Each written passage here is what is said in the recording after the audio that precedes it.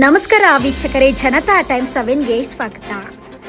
ಬೆಳಗಾವಿ ಜಿಲ್ಲೆಯ ಕಿತ್ತೂರು ತಾಲೂಕಿನ ಮಲಪ್ರಭಾ ಸಹಕಾರಿ ಸಕ್ಕರೆ ಕಾರ್ಖಾನೆಯ ಚುನಾವಣೆ ಕಾವು ದಿನೇ ದಿನೇ ಜೋರಾಗುತ್ತಿದ್ದು ಬರುವ 28ರಂದು ಚುನಾವಣೆ ನಡೆಯಲಿದೆ. ಈ ಬಾರಿ ಮಲಪ್ರಭಾ ಸಕ್ಕರೆ ಕಾರ್ಖಾನೆಯ ಚುನಾವಣೆಗೆ ತ್ರಿಕೋನ ಸ್ಪರ್ಧೆ ಏರ್ಪಟ್ಟಿದೆ. ಈ ಬಾರಿ ಕರ್ನಾಟಕ ರಾಜ್ಯ ರೈತ ಸಂಘಗಳ ಕಬ್ಬು ಬೆಳೆಗಾರರ ಹಾಗೂ ಕಾರ್ಖಾನೆ ಅಭಿವೃದ್ಧಿ ಫೈನಲ್ ಅನ್ನು ಸಕ್ಕರೆ ಕಾರ್ಖಾನೆಯ ಮಾಜಿ ಅಧ್ಯಕ್ಷರಾಗಿದ್ದ ದಿ ರುದ್ರಪ್ಪ ಮೊಕಾಶಿಯವರ ಸುಪುತ್ರ ಬಸವರಾಜು ರುದ್ರಪ್ಪ ಮೊಕಾಶಿ ನೇತೃತ್ವದಲ್ಲಿ ಸ್ಪರ್ಧೆಗೆ ಇಳಿದಿದ್ದು, ಇಂದು ಕೆಆರ್ಎಸ್ ಪಕ್ಷದ ಸಂಸ್ಥಾಪಕರು ಹಾಗೂ ಅಧ್ಯಕ್ಷರು ರವಿ ಕೃಷ್ಣ ರೆಡ್ಡಿ ಅವರ ಇಂದು ಬಸವರಾಜು ಮೊಕಾಶಿ ನೇತೃತ್ವದ ಕರ್ನಾಟಕ ರಾಜ್ಯ ರೈತ ಸಂಘಗಳ ಕಬ್ಬು ಬೆಳೆಗಾರರು ಹಾಗೂ ಅಭಿವೃದ್ಧಿ ಫೈನಲ್ಗೆ ಬಹಿರಂಗವಾಗಿ ಬೆಂಬಲ ಕೊಟ್ಟು ಹಿರೇಬಾಗೇವಾಡಿ, ಮುತ್ನಾಳಿ, ಎಂಕೆ, ಹುಬ್ಬಳ್ಳಿ ಹಾಗೂ ಕಾದರವಳ್ಳಿ ಹಾಗೂ ವಿವಿಧ ಗ್ರಾಮಗಳಲ್ಲಿ ತೆರೆದ ವಾಹನದಲ್ಲಿ ರೋಡ್ ಶೋ ಮೂಲಕ ಭರ್ಜರಿ ವಿರೋಧಿ ಫೈನಲ್ಗಳಿಗೆ ಚಾಟಿ ಬೀಸಿದ್ರು. ಈ ಸಂದರ್ಭದಲ್ಲಿ ನಮ್ಮ ನ್ಯೂಸ್ ಸಮೂಹದ ರಾಜ್ಯ ಉಪ ಸಂಪಾದಕ ಬಸವರಾಜು ಅವರು ನಡೆಸಿದ ಸಂವಾದದಲ್ಲಿ ಮಾತನಾಡಿದ ಕೆಆರ್ಎಸ್ ಪಾರ್ಟಿ ಸಂಸ್ಥಾಪಕರು ಹಾಗೂ ಅಧ್ಯಕ್ಷರು ಆದ ರವಿಕೃಷ್ಣ ರೆಡ್ಡಿ ಅವರ ಪ್ರಸ್ತುತ ಭ್ರಷ್ಟಾಚಾರದ ವ್ಯವಸ್ಥೆ ಹಾಗೂ ರೈತ ಸಂಘಟನೆಗಳ ಫೈನಲ್ ಸ್ಪರ್ಧೆ ಹಾಗೂ ಕಾರ್ಖಾನೆಯ ಪ್ರಸ್ತುತ ಪರಿಸ್ಥಿತಿ ಹಾಗೂ ಎದುರಾಳಿ ಫೈನಲ್ಗಳ ಸ್ಪರ್ಧೆ ಬಗ್ಗೆ ಮುಕ್ತವಾಗಿ ಮಾತನಾಡಿದ್ದಾರೆ. ಧ್ವನಿ ಎತ್ತಿರ್ತಕ್ಕಂಥದ್ದು ಕರ್ನಾಟಕ ರಾಜ್ಯ ರೈತ ಸಂಘಗಳು, ವಿಶೇಷವಾಗಿ ಎಲ್ಲ ಈ ಬಾರಿ ಕರ್ನಾಟಕ ರಾಜ್ಯ ರೈತ ಮಹಾಸಂಘಗಳ ಪ್ಯಾನೆಲ್ ಮತ್ತೆ ಅಭಿವೃದ್ಧಿ ಪ್ಯಾನೆಲ್ ವತಿಯಿಂದ ವಿಶೇಷವಾಗಿ ಮಾನ್ಯ ಬಸವರಾಜ್ ಮೊಕಾಶಿ ಅವರು, ವಿಶೇಷವಾಗಿ ಮಾಜಿ ಅಧ್ಯಕ್ಷರಾಗಿರ್ತಕ್ಕಂಥ ರುದ್ರಪ್ಪ ಮೊಕಾಶಿ ಅವರ ಸುಪುತ್ರ ಬಸವರಾಜ್ ಮೊಕಾಶಿ ಅವರ ನೇತೃತ್ವದಲ್ಲಿ ಪ್ಯಾನೆಲ್ ಮಾಡಿ ಪ್ರಚಾರ ಮಾಡ್ತವ್ರೆ. ಇವರ ಒಂದ್ ರೀತಿ ಒಂದು ಸಂಘಕ್ಕೆ, ಇವರ ಪ್ಯಾನೆಲ್ಗೆ ಬೆಂಬಲ ಕೊಟ್ಟಿರ್ತಕ್ಕಂಥದ್ದು ಕರ್ನಾಟಕ ರಾಜ್ಯ ಕಂಡ ಜನಪ್ರಿಯ ಹೋರಾಟಗಾರರು, ಕರ್ನಾಟಕ ರಾಷ್ಟ್ರ ಸಮಿತಿ ಕೆಆರ್ಎಸ್ ಪಕ್ಷದ ಒಂದ್ ರೀತಿ ಸಂಸ್ಥಾಪಕರು, ಅಧ್ಯಕ್ಷರಾಗಿರ್ತಕ್ಕಂಥ ರವಿಕೃಷ್ಣ ರೆಡ್ಡಿ ಅವರು ಇವತ್ತು ಬೆಂಬಲ ಕೊಟ್ಟಿದ್ದಾರೆ. ಬನ್ನಿ ಅವ್ರ ಜೊತೆ ಈ ಒಂದು ಬೆಂಬಲದ ಬಗ್ಗೆ ಮತ್ತೆ ಇವರ ಬಗ್ಗೆ ಸಮಗ್ರವಾಗಿ ಚರ್ಚೆ ಮಾಡೋಣ. ಸರ್ ನಮಸ್ತೆ. ಪ್ರಥಮವಾಗಿ ನಮ್ಮ ಕಿತ್ತೂರಿಗೆ ಬಂದಿರಾ, ತಮಗೆ ಸ್ವಾಗತ. ಧನ್ಯವಾದಗಳು. Thank you. ಸರ್ ಹೇಳಿ, ವಿಶೇಷವಾಗಿ ಕರ್ನಾಟಕ ರಾಜ್ಯ ಮಹಾ ಸಂಘಗಳ ಒಕ್ಕೂಟ ಮತ್ತೆ ಅಭಿವೃದ್ಧಿ ಪ್ಯಾನೆಲ್ಗೆ ನೀವು ಸಪೋರ್ಟ್ ಕೊಟ್ಟು ಇವತ್ತು ಅವ್ರ ಪರವಾಗಿ ಪ್ರಚಾರಕ್ಕೆ ಬಂದಿದ್ದೀರಾ. ಇದು ಮಲಪ್ರಭಾ ಸಕ್ಕರೆ ಕಾರ್ಖಾನೆ ಆಗಿದ್ರೆ ನಾವು ಬರ್ತಾ ಇರ್ಲಿಲ್ಲ. ಇದು ಮಲಪ್ರಭಾ ಸಹಕಾರಿ ಸಕ್ಕರೆ ಕಾರ್ಖಾನೆ ಅಂದ್ರೆ ರೈತರು, ಸಾಮಾನ್ಯರು ಕಟ್ಟಿದಂತಹ ಜನರ ಮಾಲೀಕತ್ವದಲ್ಲಿರುವಂತಹ ಸುಮಾರು 17,000 ಷೇರುದಾರರ ಮಾಲೀಕತ್ವದಲ್ಲಿರುವಂತಹ ಒಂದು ಸಹಕಾರಿ ಸಂಸ್ಥೆ. ಹಾಗಾಗಿ ಇದು ಸಾರ್ವಜನಿಕರ ಸಂಸ್ಥೆ. ಇವತ್ತು ನಿಮ್ಗೆಲ್ಲ ಗೊತ್ತಿರೋ ಹಾಗೆ ಕಳೆದ 8-10 ವರ್ಷಗಳಿಂದ ಅಲ್ಲಿ ಸಾಕಷ್ಟು ಭ್ರಷ್ಟಾಚಾರ ನಡೆದಿದೆ. ಹಿಂದೇನು ಒಂದು 30 ವರ್ಷಗಳಿಂದನೇ ಆ ಇಡೀ ಕಾರ್ಖಾನೆ, ಜನರ ಕಾರ್ಖಾನೆಗೆ ಮುಚ್ಚುವಂತ ಸಂದರ್ಭದಲ್ಲಿ ಬಸವರಾಜ್ ಮೊಕಾಶಿ ಅವರ ತಂದೆ ರುದ್ರಪ್ಪ ಮೊಕಾಶಿ ಅವರು ಮತ್ತೆ ಕೊಡ್ಲಿ ರುದ್ರಪ್ಪ ಫಕೀರಪ್ಪ ಕೊಡ್ಲಿ ಅಂತ ಪಕ್ಕದೂರವರು ಅವರು ಉಪಾಧ್ಯಕ್ಷರಾಗಿದ್ರಂತೆ. ಎಂಕೆ ಹುಬ್ಳಿ ಅವರು, ಮಲ್ಲಪ್ಪ ಕೊಡ್ಲಿ ಅವರು, ಅವರೆಲ್ಲ ಆವತ್ತು ಒಂದು ದೊಡ್ಡ ಮಟ್ಟದಲ್ಲಿ ಅದನ್ನ ಸುಧಾರಣೆಗಳನ್ನ ತಂದು ಅದನ್ನ ಉಳಿಸ್ಕೊಂಡಿದ್ದಾರೆ.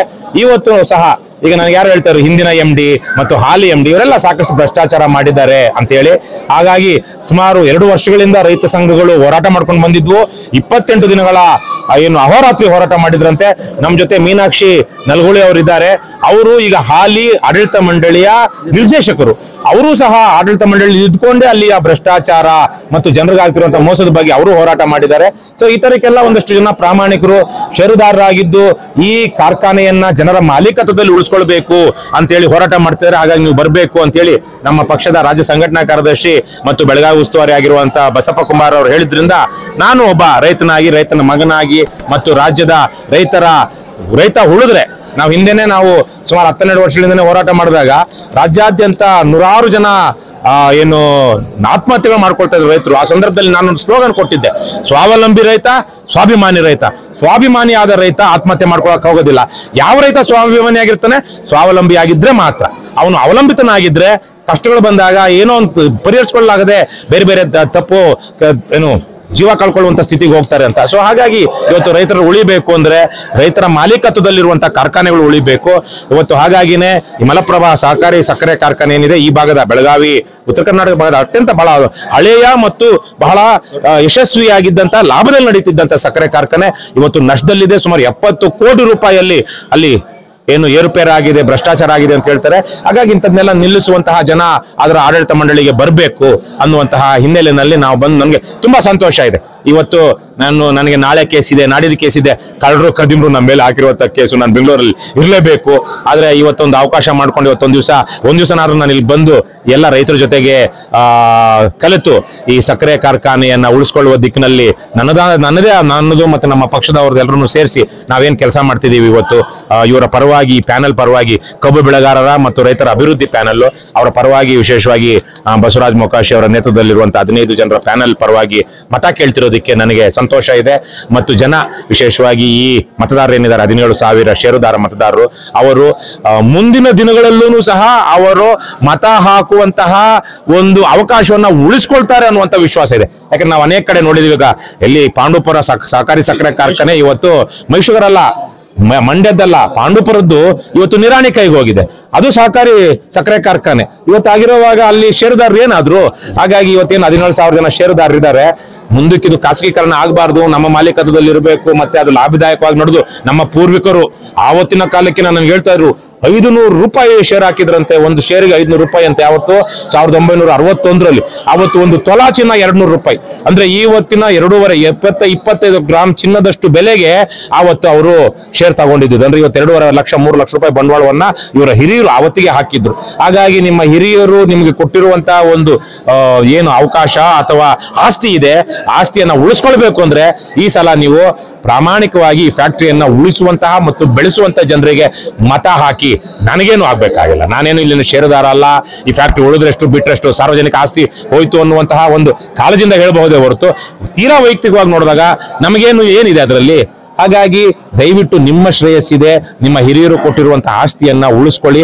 ಮುಂದಿನ 5 ವರ್ಷಕ್ಕೆ ಬರುವಂತ ಚುನಾವಣೆಯಲ್ಲೂ ನಿಮಗೆ ಚುನಾವಣೆ ಬಂದ್ರೆ, ಚುನಾವಣೆ ಆಗಿದ್ದೇ ಆದ್ರೆ, ಚುನಾವಣೆ ಬಂದಿದ್ದೇ ಆದ್ರೆ ಆಗ್ಲೂ ನೀವು ನಿಮಗೆ ವೋಟ್ ಹಾಕುವಂತಹ ಒಂದು ಹಕ್ಕು ಉಳಿದಿರ್ಲಿ. ಅದು ಉಳಿಬೇಕು ಅಂದ್ರೆ ಈ ಸಲ ನಿರ್ಣಾಯಕವಾದ ಚುನಾವಣೆ ಇದು. ನನಗೆ ಗೊತ್ತಿರೋ ಹಾಗೆ ಈ ಮಲಪ್ರಭಾ ಸಹಕಾರಿ ಸಕ್ಕರೆ ಕಾರ್ಖಾನೆಗೆ ದಯವಿಟ್ಟು ಈ ನಿರ್ಣಾಯಕ ಚುನಾವಣೆಯಲ್ಲಿ ನೀವು ಒಳ್ಳೆಯವರಿಗೆ ಮತ ಹಾಕಿ ಅಂತ ನಾನು ಕೇಳ್ಕೊಳ್ತೀನಿ. ಸರಿ, ಈ ಒಂದು ರೈತ ಸಂಘಗಳ ಕಬ್ಬು ಬೆಳೆಗಾರರು ಮತ್ತೆ ಅಭಿವೃದ್ಧಿ ಪ್ಯಾನೆಲ್ಗೆ ಇವತ್ತು ಎದುರುಳಿಯಾಗಿರ್ತಕ್ಕಂಥದ್ದು ಒಂದ್ ಕಡೆ ಮಾಜಿ ಅಧ್ಯಕ್ಷ ಆಗಿರುವಂತ ನಾಸಿರ್ ಭಗವಾನ್ ಅವರು, ಒಂದ್ ಕಡೆ ಪ್ರಭಾವಿಗಳಾಗಿರ್ತಕ್ಕಂಥ ಲಕ್ಷ್ಮೀ ಹೆಬ್ಬಾಳ್ಕರ್ ಸಚಿವರು, ಮತ್ತೆ ಚಂದ್ರವಳ್ಳಿ ಮತ್ತೆ ಹಾಲಿ ಶಾಸಕರಾಗಿರುವಂತಹ ಬಾಬಾ ಸಾಹೇಬ್ ಪಾಟೀಲ್ ಅವರು, ವಿಠಲ ನೇತೃತ್ವದ ಪ್ಯಾನೆಲ್ ಇದೆ.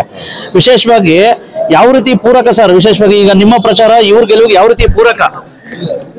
ಇದು ನೋಡಿ, ನಮ್ಗೆಲ್ಲಾ ಗೊತ್ತಿದೆ. ಇವತ್ತು ಚುನಾವಣೆಗಳು ಅಂದ್ರೆ ಮತದಾರರಿಗೆ ಗಂಡಸರಿಗೆ ಲಿಕ್ಕರು, ಹೆಂಗಸರಿಗೆ ಕುಕ್ಕರು.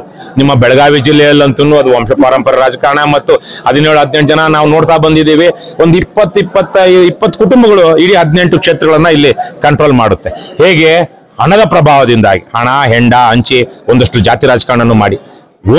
ಇವರಿಗೆ ಪೂರಕವಾಗಿರುವ ಅಂಶ ಏನು ಅಂದ್ರೆ, ಇದು ಎಲ್ಲರೂ ಮತದಾರರಲ್ಲ, ಊರಲ್ಲಿರೋರೆಲ್ಲ ಮತದಾರರಲ್ಲ.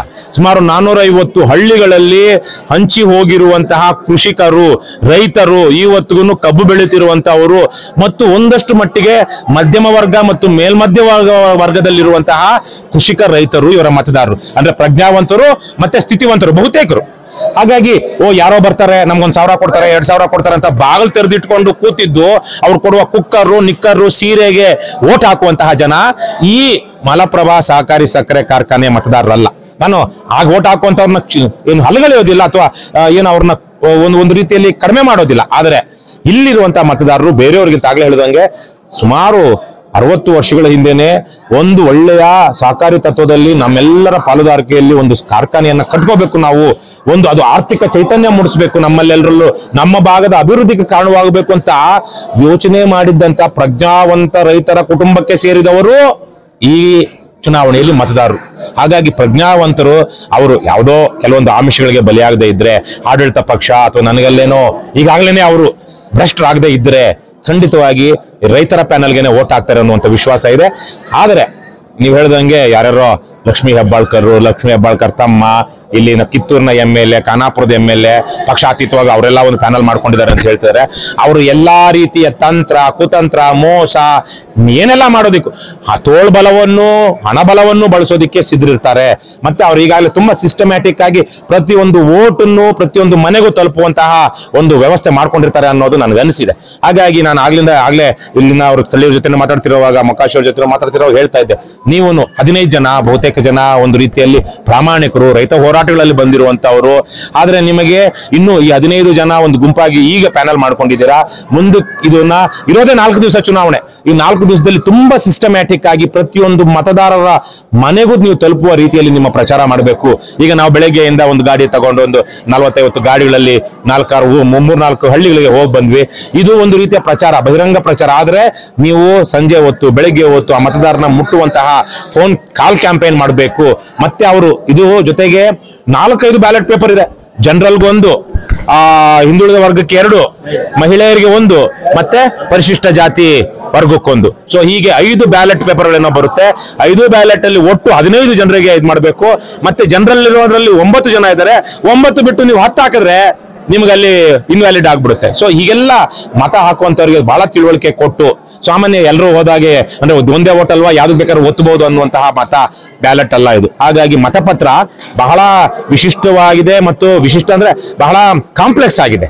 ಹಾಗಾಗಿ ಓಟ್ ಹಾಕೋದಕ್ಕೆ ಹೋಗುವಂತವ್ರು ಒಂದಷ್ಟು ಪೂರ್ವ ಸಿದ್ಧತೆ, ಪೂರ್ವ ತೀರ್ಮಾನಗಳನ್ನ ಮಾಡ್ಕೊಂಡೇ ಹೋಗ್ಬೇಕು. ನಾನು ಅಲ್ಲಿ ಹೋಗ್ತೀನಿ, ಇಷ್ಟ ಬಂದವ್ರಿಗೆ ಆಗ್ತೀನಿ ಅಂದ್ರೆ ಅದು ಬಹುತೇಕವಾಗಿ ಇನ್ವ್ಯಾಲಿಡ್ ಆಗುತ್ತೆ. ಇತ್ತೀಚೆಗೆ ತಾನೇ ಹೇಳ್ತಾ ಇದ್ರು, ಧನಲಕ್ಷ್ಮಿ ಸಹಕಾರಿ ಸಕ್ಕರೆ ಕಾರ್ಖಾನೆಯಲ್ಲಿ ಓಟ್ ಆಗಿದ್ದೆ 12,000 ಅಂತೆ, ಅದರಲ್ಲಿ 3,000 ಚಿಲ್ಲರೆ ಇನ್ವ್ಯಾಲಿಡ್ ಅಂತೆ. ಅಂದ್ರೆ 4ರಲ್ಲಿ ಒಬ್ರು ಹಾಕಿದಂತ ಓಟು ಇನ್ವ್ಯಾಲಿಡ್ ಆಯ್ತು.